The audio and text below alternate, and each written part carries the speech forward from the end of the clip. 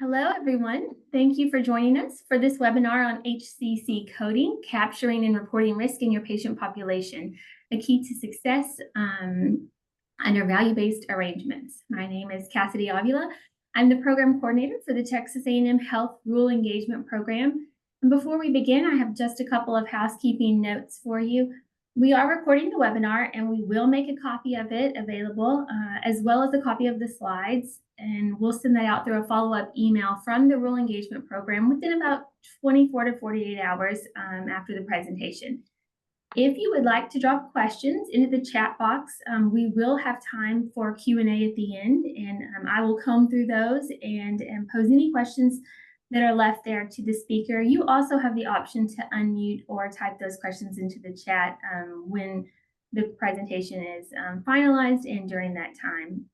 You can find the chat box on the bottom toolbar of your Zoom window. Just click the drop-down arrow and either select everyone or my name. Either one will work to get your question out there.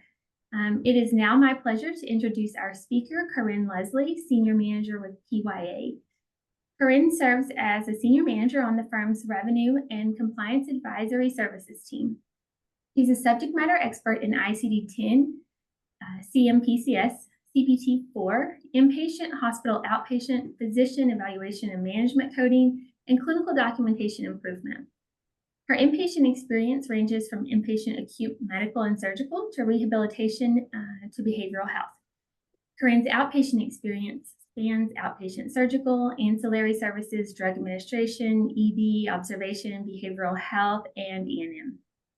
Corinne is a registered health information administrator, a certified coding specialist, and a member of the American Health Information Management Association, as well as the Georgia Health Information Management Association. Thank you for being with us today, Corinne. We're honored to have you. It is all yours.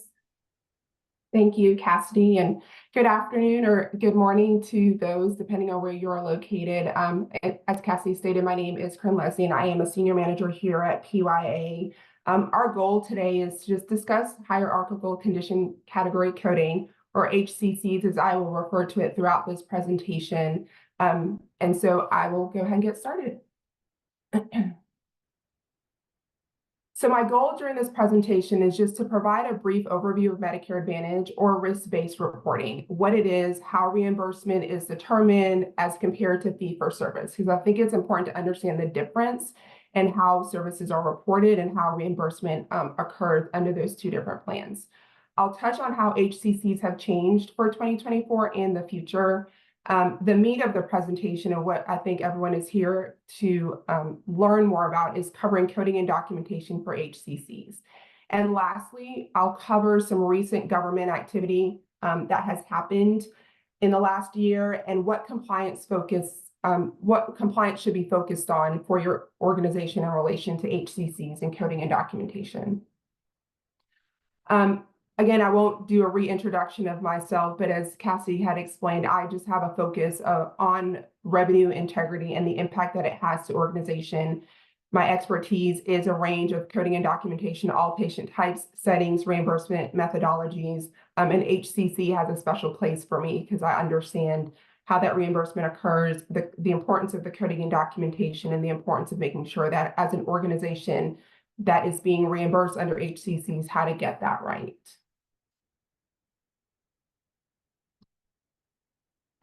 If you're not familiar with Medicare Advantage, it is Part C of the Medicare program. The whole purpose and goal of it was designed to allow for private industry commercial payers through approval from Medicare to take part and administer Medicare programs.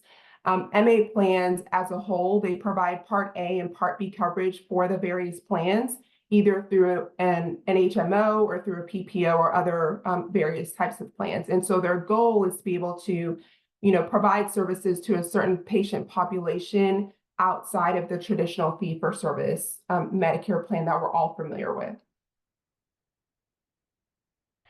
So this graph here, I think, is important to understand just how Medicare Advantage has changed over the years. The availability of Medicare Advantage plan options have changed over the last 14 years. You'll see for 2024, the average Medicare beneficiary has access to 43 Medicare Advantage plans.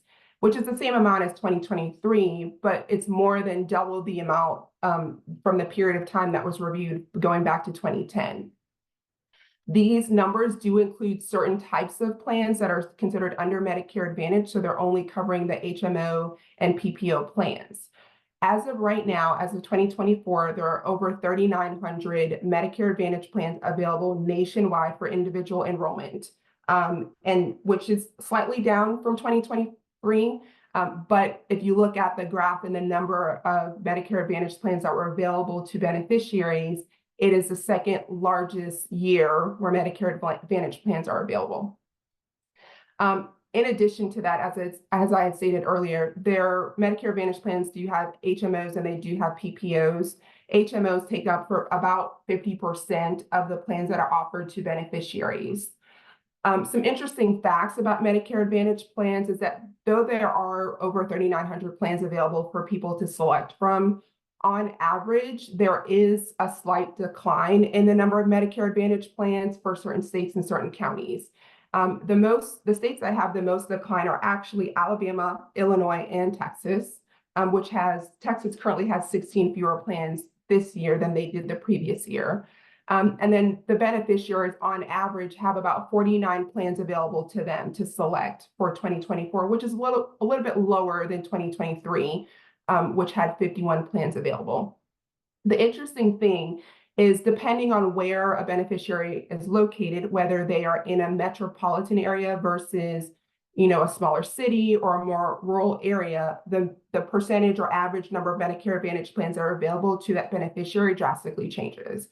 For example, if a beneficiary is in a city that has over 50,000 people, they have on average 47 MA plans available to them. So you think of that option for those patients and the providers that will be seeing those types of patients. As compared to a smaller city or a rural area, they have about 27 plans available to them for selection purposes. And so the impact of Medicare Advantage plans across the country depends on the location of that patient, but you think about the providers that are also impacted as they make sure they get this information correct. If you're considering or thinking about, MA plans versus the Medicare fee-for-service or the traditional Medicare as most of us know it, there are differences in how providers are paid and how the plan is funded.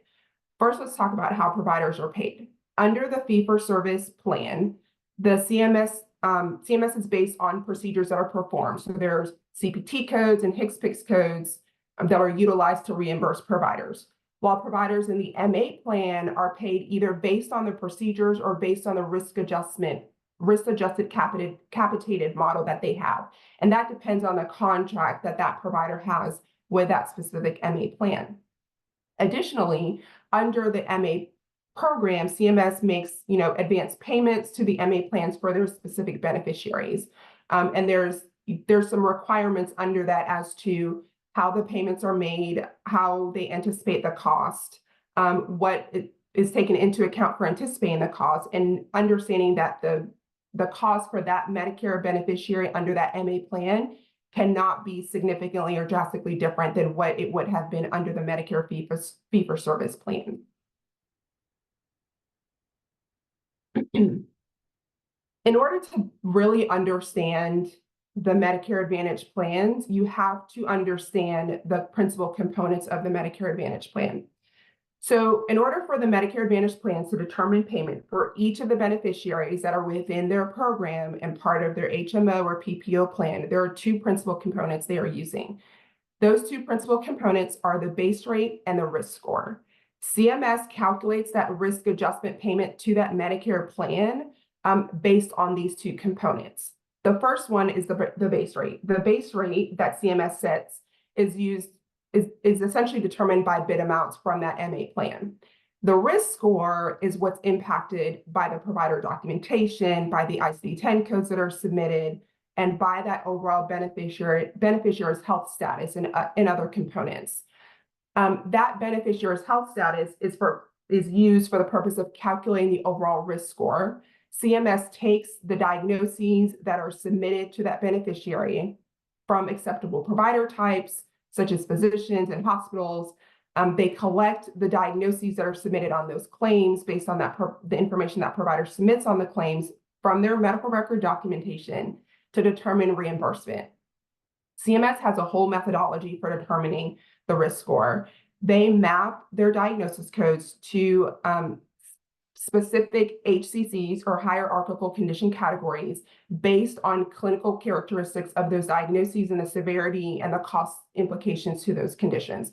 For example, patients with diabetes, if you have acute diabetes, chronic diabetes, or an unspecified type of diabetes, they consider that to be of the same clinical characteristics, severity, and therefore the costs related to providing care to patients with diabetes would be the same. Each HCC score also has a risk adjustment factor number that's assigned to it. If you're familiar with DRGs or you're familiar with, the wage index or anything of that sort, it's the same type of methodology. So an HCC, let's say for 19, may have a risk adjustment factor score of 0.8.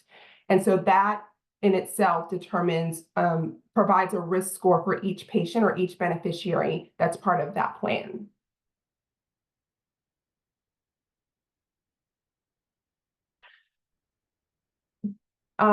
In regards to reimbursement under the risk adjustment category versus the fee-for-service, risk adjustment program is prospective. The reason it's prospective is essentially what CMS does is it uses the diagnosis codes that the beneficiary receives in 1 year, known as the service year, to determine the HCCs and calculate the risk scores for the following calendar year. For example, the risk scores and the reimbursement that's being received in 2024 was determined based on diagnoses and HCCs that were calculated in 2023. Enrollees' risk scores can change from year to year. They can go up, they can go down. It all depends on the health of the patient and, of course, the submission of the diagnoses codes by the providers on the claim. Risk scores while they can increase or decrease, it is important, and we'll talk about this a little bit later, but providers understanding the importance of the submission of the diagnoses codes is something that I think providers need to be educated on, and they need to understand and learn that. The risk adjustment programs do compensate the MA programs for any potential additional coverage or additional things that are identified throughout the year that may not have come up in the previous year. But essentially, there's a base payment that's a monthly payment that's coming to the MA plan from CMS based on the diagnoses codes that were submitted before. So in 2024, CMS made some significant changes to their HCC program. They finalized and updated the risk adjustment model for 2024, but as they have done in previous years, they're phasing it over a 3-year period. And so each year, starting with 2024 through 2026, there's an adjustment on how they are calculating the risk score. And essentially, they're using 2 different models. They're going to be using the 2020 model, which is based on, different diagnosis coding category and different methodology in combination with the 2024 model, which will cover how the differences are here. So the phase-in approach is taking into account in 2024, we'll use about 33% of the new model and 67% of the old model. And the goal is by 2026, all of the patients that are under an MA plan and that are being all the plans are being reimbursed for MA services are under the new model in 2026 and being calculated using the 2024 model. So let's talk about what the 2022 model looked like, why they made the decision to make the adjustment to the 2024 model, and what the impact is overall. So the previous HCC model was based on the 2020 model, which was based on ICD-10 codes. And if you're familiar with diagnosis coding, ICD-10 codes were replaced, or ICD-9 codes were replaced with ICD-10 codes in 2015. And that was a significant impact from the types of services and types of codes that were being captured. So essentially what CMS was doing from 2015 to 2023 essentially is that they were mapping ICD-9 codes to ICD-10 codes or vice versa to determine the HCC categories and the risk scores for each of their patients. The reason for doing that is that CMS was waiting for ICD-10 coding to stabilize in order to determine what changes needed to occur. And so for a period of 9 years, they were remapping those services. So in 2024, CMS undertook reclassification, which involved building new condition categories from the ground up, reviewing each diagnosis, determining the best group that they should belong in, determining the diagnosis to be whether it's clinically sound, if that is a condition that impacts or predicts Medicare cost. And they did that over a period of years. And the goal for updating the data was to reclassify some of the conditions. So you can see under the 2020 model, they were mapping it to all of the ICD-10 codes, but you can see that the HCC categories under the 2020 model versus the HCC categories under the 2024 model, there was a significant reduction. And the reason that occurred is because what CMS did in kind of revamping and redoing the HCC model, they grouped a lot of the services. They considered, for example, diabetes is a common HCC category that has been around for a period of time. Under the 2020 model, diabetes had 3 different HCCs. There was one for an unspecified diabetes, there was one for chronic, and there was one for an acute diabetes with an acute condition. What CMS essentially did for 2024 was to say, the services that are provided to patients that have diabetes, whether that's with an acute condition, a chronic condition, or no condition that's impacting the diabetes, we are saying that the care and the cost of care for those patients is the same. So they essentially bundled all diabetes into one HCC category and kind of rephrased that. In addition to that, they removed a lot of ICD-10 codes from being able to be risk adjusted. You can see it's over 2,200 codes were removed from being risk adjusted, and we have a list of some of those conditions in the coming slides. And then the last component was they added some diagnosis codes. As they were reassessing diagnosis codes under ICD-10 and what was available, there were some differences there. So ICD-10 is more specific in the diagnoses that are being selected. And so what they did was say, looking at the clinical indicators and the cost of care to patients and the cost of care to the Medicare Advantage plan, how do we determine or identify diagnoses codes that should be included and should be risk adjusted? And they added 209 diagnosis codes to the current model.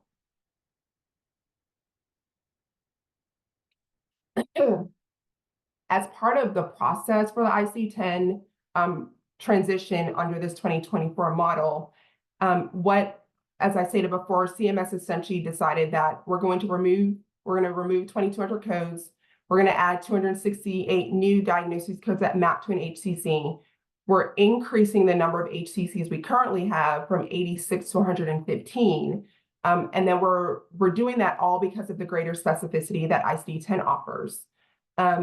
The mental health diagnosis codes are another common area that were very different under ICD-9 versus ICD-10. And based on the analysis that CMS did in reevaluating this payment methodology, it resulted in remapping of these diagnosis codes for mental health conditions.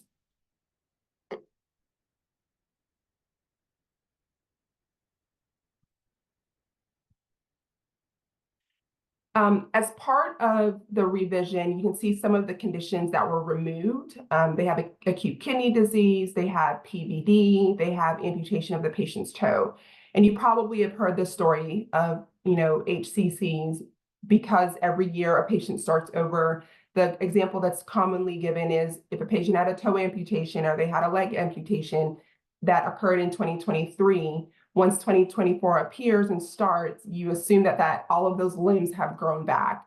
And so what CMS has done is to say there are some conditions that we see are a big impact to cost of care and predicting cost of care to the MA plan, but there are some that are not. And so they've removed some of those categories.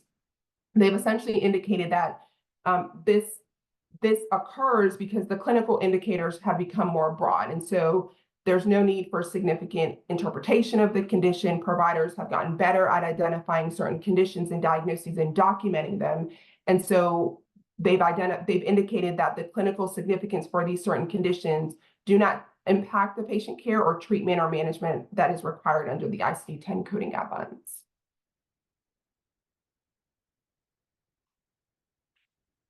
So now let's jump into the meat of the presentation, and you'll hear me refer to MEAT as an acronym that's utilized for HCC coding and documentation. And the reason that I refer to it is it's an important aspect as you are educating, whether that's yourself, your team, or your providers within your organization. It's a good acronym for individuals to understand and know, specifically because it helps them understand when a diagnosis code should be submitted versus when a diagnosis code should not be submitted on a claim. So HCC documentation requirements. HCC's CMS, they do have an auditing methodology, which is a risk adjustment data validation audit. And there are specific requirements that they are looking for. In addition to documentation to support the diagnoses, documentation should indicate the patient's name, the date of service on all of the pages of the record, which, a few years ago, maybe 10, 15 years ago, that was a problem when you were utilizing paper records. That is no longer a problem utilizing an EHR. In addition to that, that service must be from a face-to-face encounter. While we did go through the period of COVID and we had telehealth visits, those were still considered face-to-face visits, whether that was a video, conferencing, a video type of Zoom or FaceTime or anything platform that was being utilized. An HCC service, in order to be supported and submitted to a payer to support the HCC to the MA plan, it has to be a face-to-face visit.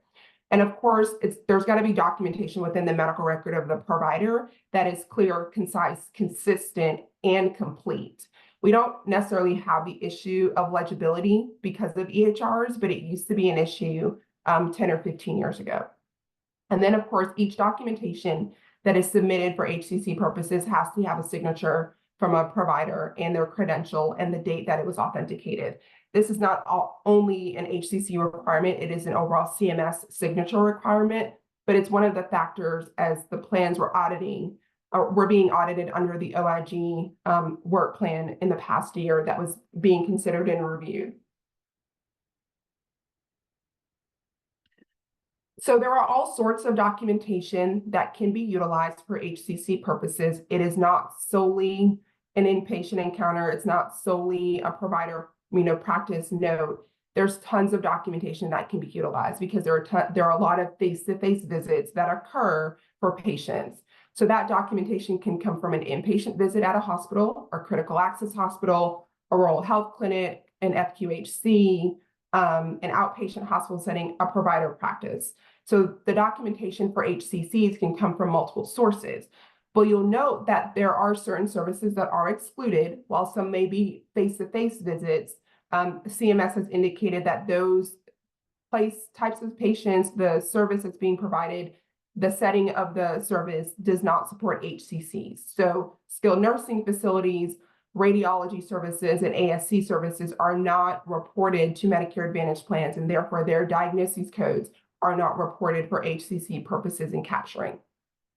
It's important to note that because there are patients that are seen within the skilled nursing facility and the majority of their care is provided within that skilled nursing facility. There are patients that go to the ASC to have procedures that are performed, and while the procedure performed within the ASC is the claim reports the diagnosis code, those diagnosis codes are not reported to the payer. And so if that condition is still impacting the patient at a post-op visit or a later visit that the patient may have a follow-up visit that's 6 months later, it's going to be important for providers to continue to support that they're treating the patient for that condition and billing that ICD-10 diagnosis code on the claim out to the payer. So HCCs, providers play the biggest role in all of it. While from a coding perspective, you want to make sure you're submitting the proper ICD-10 codes on the claim, the providers play the biggest role. The reason for that is that the providers need to make sure that they are documenting clearly and completely the condition that they are addressing and they are treating for that patient during that encounter. So as you can see on the slide here, providers that are responsible for reporting their ICD-10 codes should understand the importance of complete diagnosis code submission. Some EMR systems that are built out for providers do have drop-down menus that you can select the diagnosis codes, and sometimes, providers having to see the number of patients that they have to see in a day. are not as detailed in their code selection. And so therefore they might select an unspecified condition, such as an unspecified chronic kidney disease versus a more specified chronic kidney disease. And I do have a slide later on the comparison to that, but it's important as you are training and educating providers that are responsible for selecting their diagnosis code, the importance of making sure that they are selecting diagnosis codes to the highest level of specificity. So when you think about a patient visit, a patient comes into the practice, they come into the critical access hospital, they go to an outpatient clinic, wherever they are being seen, there's typically a workflow of diagnoses. If you think of it as a funnel, the patient comes in, they have a list of issues that are going on, whether those lists of issues include chronic conditions or acute conditions. So it could be the patient has hypertension, but they also have an upper respiratory infection, and they also have, diabetes, and they also have congestive heart failure. The provider is kind of assessing at a high level, what are all of the problems that I will need to address for this patient during this visit? So that is essentially the problem list. Where do I start for all of the things that are going on? As a provider works through the visit, they eventually get to the assessment and plan. And in the assessment and plan is typically where most providers are documenting the diagnoses that are being handled by them as the provider that's seeing them, whether that's their primary care provider, their cardiology provider. But they're also documenting diagnoses that are being handled by another provider or that they are referring the patient to. And therefore, clearly documenting what they are assessing and what they are treating is going to be important. Then you have reporting on the claim. The claim should only include the diagnoses that are for the reason that patient is being seen during that visit and that are pertinent to the decision-making for that visit. And that's why I think of it as a funnel, because as you work through that diagnosis determination on what should be reported on the claim, it eventually gets to a point where, yes, I'm addressing 4 of the 6 conditions for this patient today. I'm not addressing the other 2 from a provider perspective. And therefore, if I am not addressing the other 2 conditions and they are just FYI, the patient does have this condition, or FYI, their cardiology provider is assessing the congestive heart failure they may have, or the endocrinologist is assessing the hypothyroidism that patient may have, then essentially that provider should not be reporting that diagnosis code on the claim.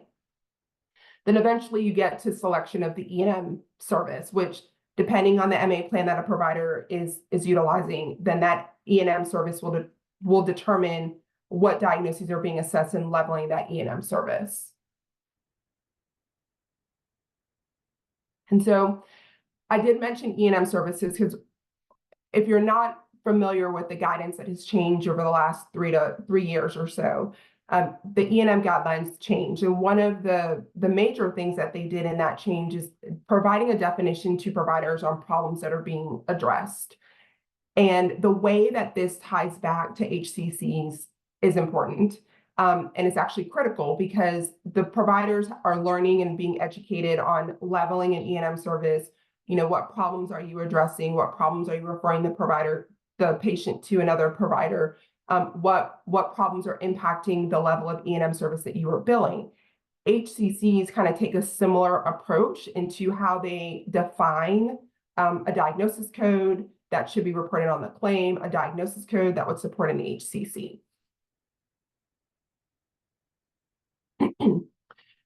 So I mentioned it earlier, the acronym MEET, which stands for monitoring, evaluating, assessing or addressing, and treating of a condition. The documentation from an audit perspective, from a coding perspective, this should be the mindset for providers, for coders, for individuals that are responsible for submitting ICD-10 codes on a claim for HCC purposes, and for all purposes across the board, not solely for HCCs. So as you look at a provider documentation, it may not always be in the assessment and plan, it might be in the history, it could be in the exam, but diagnosis codes can be pulled from multiple components of the provider's medical record for that patient. But what's important for the provider to understand, or a coder to understand, or any individual that's responsible for submitting codes for a specific claim, is understanding that if you are submitting a condition, it has to meet one of these requirements. It does not have to meet all 4. The condition does not have to be monitored, evaluated, assessed, and treated. The condition only needs to meet one of the 4 letters of the MEET acronym. So for example, a patient comes into the provider practice, they're being seen for their annual assessment or annual visit, and the provider is, checking up on all of their conditions. So their hypertension, their diabetes, their congestive heart failure. This is their primary care provider that's kind of assessing all of these conditions. So they've taken the patient's blood pressure, they've looked at the medications that the patient is on for all of these conditions. They've confirmed that they have, their follow-up appointment with their cardiology provider. They may be refilling their hypertension medication because that primary care provider is responsible for hypertension. So they're assessing all of those conditions. They're describing if it's stable, if it's improved. They're also assessing if they need to refill their medication. So in that scenario I described, the scenario I described, the provider is assessing and also treating all of those conditions. But there may be instances where the provider is only responsible for hypertension, and he is not addressing the patient's, congestive heart failure. He's only addressing the patient's hypertension, but also telling the patient, you need to go ahead and schedule your cardiology appointment. In that scenario, the provider would report the diagnosis code for the hypertension as it relates to the congestive heart failure, but they would not report a diagnosis for congestive heart failure from an HCC perspective, because they would not be able to support that they have, monitored, evaluate, or assess that condition for that patient during that visit and during that encounter. ICD-10 codes play an important role, of course, because you have to follow the guidelines in order to submit an ICD-10 code on the claim, but also to make sure that you're reporting the codes as it applies for ICD-10 guidance. Providers in general do not have the time to read through the ICD-10 guidelines to understand the nuances of it, when you should bill, hypertension with CHF versus not billing it. They have to understand the basics of ICD-10 reporting. And so ICD-10 does have specific guidance on how to report diagnosis codes. It is very detailed and very lengthy guidelines that they have out there. But I think as we think about HCCs and we think about reporting for those services, it's the basics of understanding if a chronic condition is being reported and documented appropriately as the provider is addressing them. As long as they're receiving treatment, you would report that diagnosis code.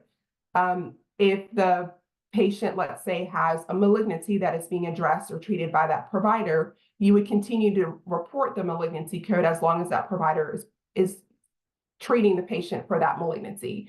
But if a condition has resolved, let's say a patient had pneumonia 6 weeks ago and now they're following up, but their pneumonia has resolved, well, that's a condition that's no longer impactful and should not be reported on the follow-up visit as pneumonia. There are diagnosis codes specific for follow-up of pneumonia that is not that's not applicable for that visit, but it's a Z code saying the patient has had pneumonia previously and now they've healed from that condition. And so it's understanding when a condition is current and being treated currently during the encounter versus when a condition is resolved or it's a history condition that the patient is no longer impacting the care of the patient, and reporting those appropriately. Because at the end of the day, when you submit HCCs, you submit the diagnosis codes to the providers, you have to be able to support that diagnosis code to the MA plans and support the HCC that's being captured. And we'll talk about it a little bit later, but the OIG is doing a lot of audits on MA plans. And it's been eye-opening for providers. It's been eye-opening for the MA plans, but I think understanding when to submit a diagnosis code versus when not to submit a diagnosis code is going to be helpful in making sure that we stabilize the payments that are being provided to the MA plans. So just some coding and documentation goals. As I stated before, for each patient, every year that restarts, a patient essentially starts with a clean slate. They no longer have the diabetes. They no longer have a lower leg amputation. They no longer have all of the conditions that were reported for them in 2023. So as patients come in to see their providers within the various settings, providers should be documenting and assessing the current conditions, reporting them to their highest level of specificity based on their documentation, and only reporting one diagnosis code per category. And the reason I say that is because there are instances CKD and hypertension are a good one. CKD is a condition where you can have various levels and severity of CKD, but you can also have an unspecified version of chronic kidney disease. And so you want to make sure that you're only reporting one from that category. You don't want to say in January that the patient had end-stage renal disease, but then in July they suddenly have unspecified chronic kidney disease. Clinically, that doesn't happen. Typically, a patient that has end-stage renal disease will always have end-stage renal disease, but selecting the wrong diagnosis code can cause to question what conditions are really being treated for the patient, but also impact the overall payment to the MA plan and therefore impact the provider practice and or health system at the same time. One of the major ways that documentation and diagnosis codes are captured are during a patient's health status assessment. And we'll talk about the health risk assessment on the next slide. But typically at the start of the year, sometime between January and March, providers are having patients come in to do a full assessment of them, and they are looking at multiple conditions. And the reason for that is to make sure that patients are getting the care that they need, but also two, making sure you're capturing the diagnoses as a restart for the new year. There are EMR systems out there that can prompt providers to make sure you schedule the appointment for the patients to see them for their chronic conditions and documenting those chronic conditions and capturing them on the claims. And those EMR systems can be useful, but they can also cause issues or concerns as to making sure you're not documenting or capturing a condition a patient no longer has because it was resolved in the previous year. As I previously stated, patients will typically come in at the early part of the year for their health risk assessment. And essentially what it does, it creates a building block of the structure of how a provider is going to manage that patient for the year. So mostly providers will capture their chronic conditions, they'll look at everything that the patient has previously been treated for and determine what is still going on for the patient that's going to impact the patient this year versus what is no longer a condition that is going to impact the patient for the current year. And so the medical record documentation, as always, should continue to support the ICD-10 code that's being billed. So while the patient's coming in for their health risk assessment, the provider still needs to document the meat components of the conditions that he or she is addressing during that visit or any visit thereafter.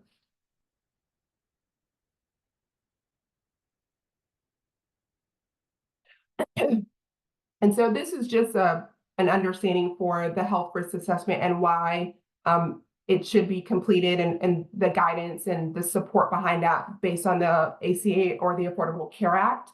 It essentially states that HRAs are to be completed before as part of an annual wellness visit for a patient. Most people are familiar with annual wellness visits and the reimbursement for that and the magnitude of documentation that is needed to support the annual wellness visit. Providers are essentially being encouraged and supported to make sure that they're seeing their patients and assessing them on a regular basis, but that health risk assessment is part of that annual wellness visit, and in some instances may cause issues or concerns from a billing perspective for ICD-10 codes, because as I previously stated, providers are listing conditions that are no longer impactful or supported for the year that it is being reported in, and therefore sometimes reporting conditions and diagnoses as a later point. When you think about some common risk adjustment coding and documentation errors, some of these were things that were found during some of the OIG audits that they were doing for several of the MA plans in the last year. History of a condition essentially means from a coding perspective that condition is no longer present or the patient no longer has that condition. A lot of errors were identified for coding a condition as if it was active or present for that patient, instead of coding it as a history condition. The alternative also, or the flip side of that also occurred as well, as providers were submitting diagnosis codes for history of conditions when that condition was still active, such as a patient having a history of hypertension. Typically, once a patient has hypertension, they will always have hypertension. If a patient has diabetes, they typically will always have diabetes. It doesn't suddenly disappear from that patient as from a management of that patient and care for that patient. The other example that was identified during some of the OIG audits was related to selecting a specified code versus selecting an unspecified code. What some of the OIG audit reports indicated is that sometimes the MA plans received reimbursement and claim information that specified, oh, the patient has CKD stage 4. And so they were reporting N18.4, which does risk adjust to a specific HCC. In all of the documentation that was provided and reviewed during those audits, in most instances, that CKD diagnosis was more of an unspecified code and therefore did not have a risk adjustment to it. And so, as I stated before, providers do have EMR systems that help them select their ICD-10 codes, and they do the drop-down menu. They select typically the first code that they're seeing, and they move on because they're trying to get through that component of it and the billing aspect of it so that they can continue to care for and treat their patients. But selecting the wrong diagnosis code can significantly impact the payment that's received to the MA plan and essentially provided to the physician and or nurse practitioner or PA that's treating that patient and the organization as a whole. And so from an education perspective, making sure providers understand there are differences in the types of diagnosis codes. There are differences in the specialty, specificity, the number of characters that are reported. There are differences there, so that they should pay attention to making sure they are selecting the diagnosis code that best represents what they have listed within their medical record and not really selecting the first one that's in that drop-down list. Some more common risk adjustment coding and documentation errors that were mentioned in some of the OIG audits. Sometimes the documentation does not always support the reason that the patient was there. So the chief complaint as to why the patient was there. Any coexisting acute conditions the patient may have, sometimes missing out on chronic conditions or reporting chronic conditions that were not documented as being assessed or treated for the patient during the visit. They may have been listed in the patient's past medical history or listed on a problem list, but there's no indication that the provider really cared for that patient related to that condition. And then not always clearly indicating the care that was provided. So if there were medications, where there labs that were run, there were some instances that would support that HCC and support that diagnosis, but the provider didn't always clearly indicate that in some instances, or the documentation was not provided to that MA plan. So as we think about documentation tips for providers, what is it that they should focus on? Where can they improve from a documentation perspective? Where can they improve from a coding perspective? I think the best way to go about this is, one, educating providers on communicating within your medical record what you are doing, what you are addressing for the patient during that visit, and what's impacting the service that you are submitting from a reimbursement perspective as well. So if you think about providers clinically understand, they're seeing a patient, whether that's a primary care provider or cardiology provider, they are seeing that patient and they understand the entire care for that patient. They understand what they're doing, they understand what they're assessing, they understand the treatment plan that they're providing for them. From a clinical perspective, they understand that. What they need to get into the habit of doing is making sure that they are documenting that information within the medical record in a clear and concise way. So if they are assessing a patient for an acute condition, let's say the patient had an upper respiratory infection, but the patient also has hypertension and they also have hypothyroidism, and they're on medication for those two conditions, the provider needs to understand, while you may not be assessing and treating that hypertension during that visit, but the medication, you've looked at the medication, you've taken the patient's blood pressure, that impacts their upper respiratory infection that you are seeing the patient for. It impacts the medication that you might provide to that patient during the encounter for that infection that they have. And making sure that they are documenting all of the chronic conditions that are affecting the patient's management of care.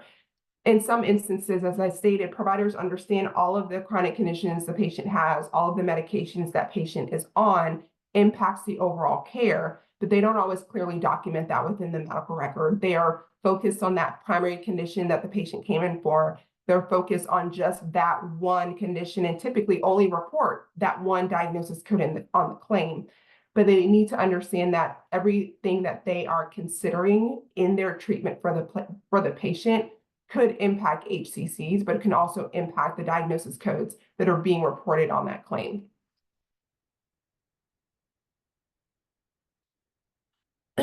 So the last thing I'm going to cover and touch on is just some recent OIG activity and compliance, and then compliance focus for organizations. So within the last year, there have been 31 reports, and they could be more from the time that I put this presentation together. But there have been 31 reports on the OIG site specifically related to targeted reviews of documentation supporting specific diagnosis codes. I've listed here a few of the payers that were impacted by some of the audits and some of the reports that are publicly available for viewing and reviewing through. I think the common theme that we have seen that I have seen in reviewing some of these OIG reports is just lack of documentation, whether that's lack of documentation within the medical record or lack of documentation of something that wasn't provided for the audit purpose. It's imperative and important that as you are reporting the diagnoses from a critical access hospital perspective or from a clinic perspective, that you probably consider implementing certain conditions and certain audit processes to have them in place to make sure that you are looking at diagnosis coding. I think a lot of organizations are hyper-focused on the CPT codes that are reported. They're hyper-focused on E&M codes that are reported. Diagnoses codes are important as well, especially if your organization has patients or is part of a plan that is risk adjusting based on diagnosis codes. In part of that audit, as part of the OIG work plan, the OIG did include 9 groups of HCC diagnoses that are at the highest risk for risk adjustment audit. I mean, you can see that for 4 of the 9, they include some type of cancer diagnosis. So lung cancer, breast cancer, colon cancer, and prostate cancer. And the reason for that, in the years that I've been doing coding and documentation, as you think about cancer as a diagnosis in itself, once a patient has cancer, typically doesn't go away. They do go into remission. I think what's difficult to understand is that there are diagnosis codes out there that support an active cancer diagnosis versus a history of cancer diagnosis versus a cancer diagnosis that's within remission. And what we find typically for especially lung cancer, breast cancer, and colon cancer is that typically providers are reporting it as if it is a current cancer diagnosis 4 years after the patient has been in remission or 2 years after the patient has been in remission and they're no longer receiving treatment for that cancer diagnosis. And that typically tends to be the highest error when we are reviewing for HCC purposes. The cancer diagnosis codes tend to be at the highest error. Because providers just don't understand that there are different diagnosis codes to support that they are seeing the patient for a 1-year follow-up on breast cancer after they've been in remission for a year, or 1-year follow-up after they've been cancer-free from breast cancer.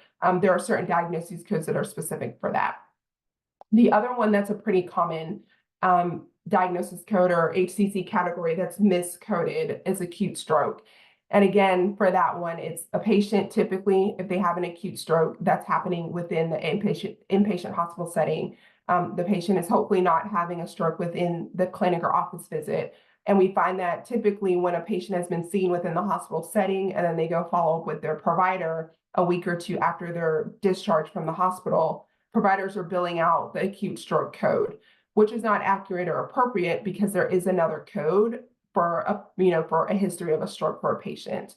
And so these were just some that I thought were good to understand why they're high on the list for Medicare Advantage plans for audit errors, but also understanding how, educating providers, if you have oncology providers, educating them on the guidelines related to ICD-10 coding for oncology services.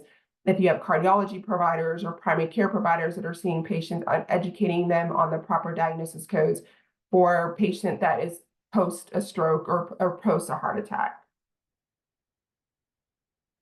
In addition to, listing the conditions that are at the highest risk for errors, CMS also created an OIG toolkit. for HCC services, and essentially they developed a resource that provides high technical information to assist the MA organizations so that they can start analyzing and looking at the risk adjustment data that they have and that they're receiving for their providers.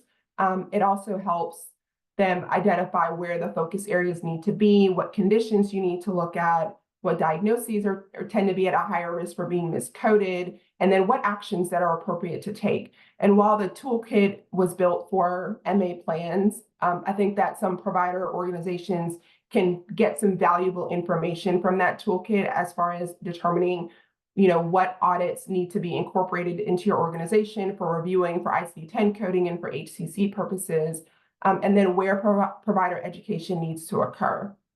From a compliance perspective, I think provider ICD-10 training should be at the top of the list, if not at the very top, near the top of the list from training providers on ICD-10 coding. I think organizations do a great job on educating providers on CBT coding, on E&M coding, and making sure they understand the guidance and behind that.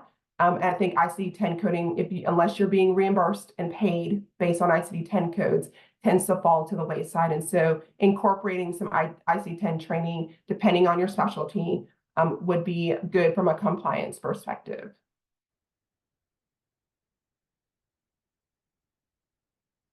And with that, that brings us to the end of our presentation, and we've got about 9 minutes for questions. Thank you so much, Corinne. And we definitely have questions in the chat. So let me go back and start with our first one. We have several RHCs. Can you address the clinical and financial importance of HCCs, even though we are paid a flat fee?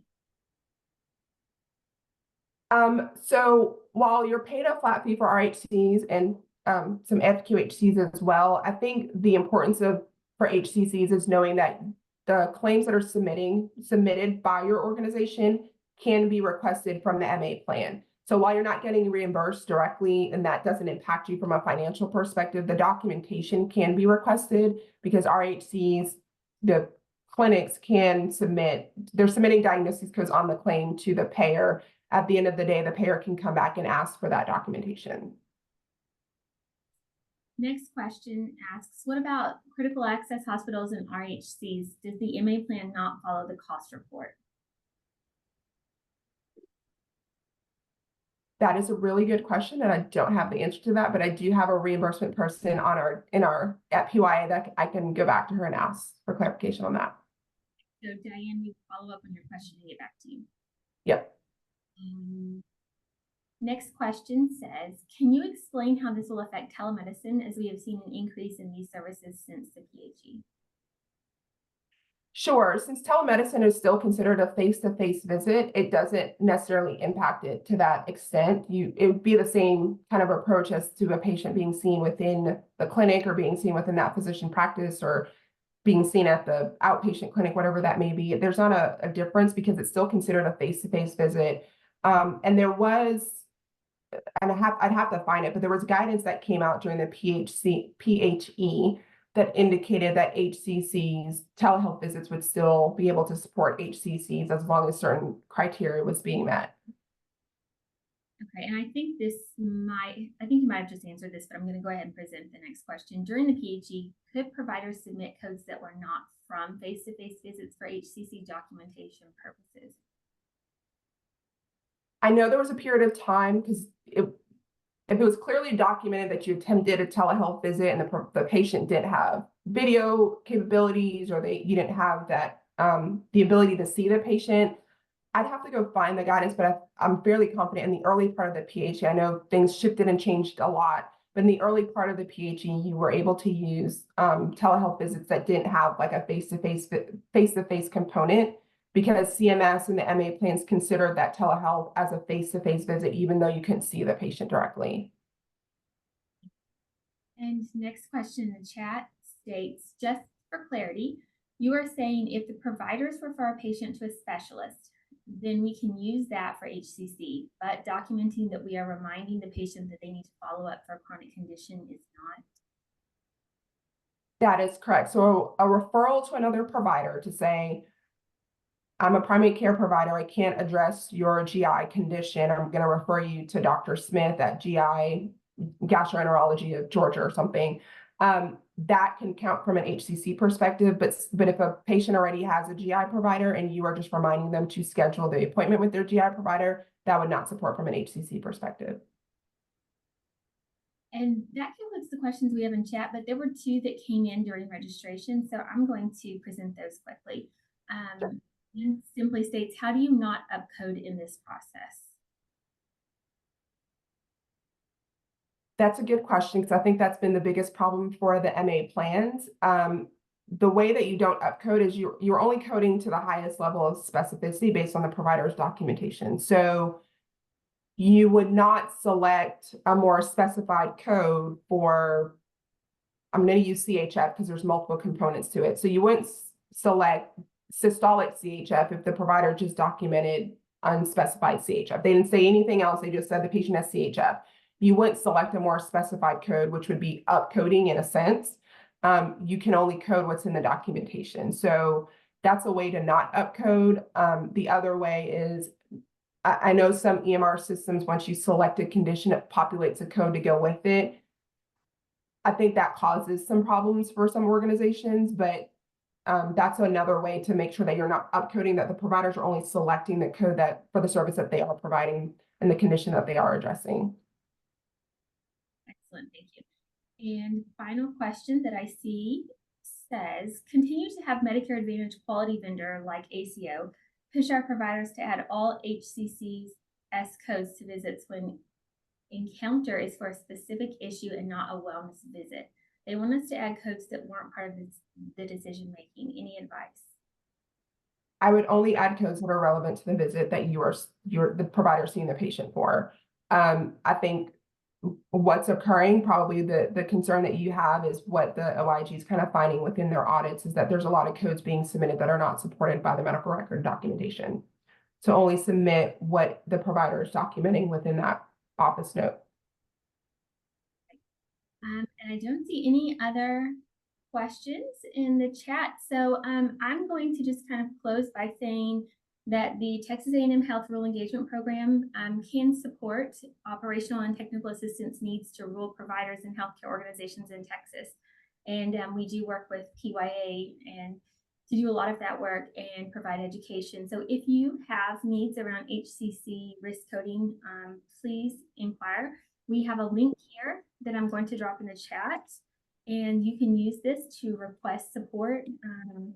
Unfortunately, this is only available to providers in Texas, so keep that in mind, but it has been dropped into the chat, and we thank you for your time today. We look forward to you joining us again next month on our next webinar, and a huge thank you, Corinne, for your expertise and education. It was very informative. You're more than welcome. Thanks, everyone. Thanks.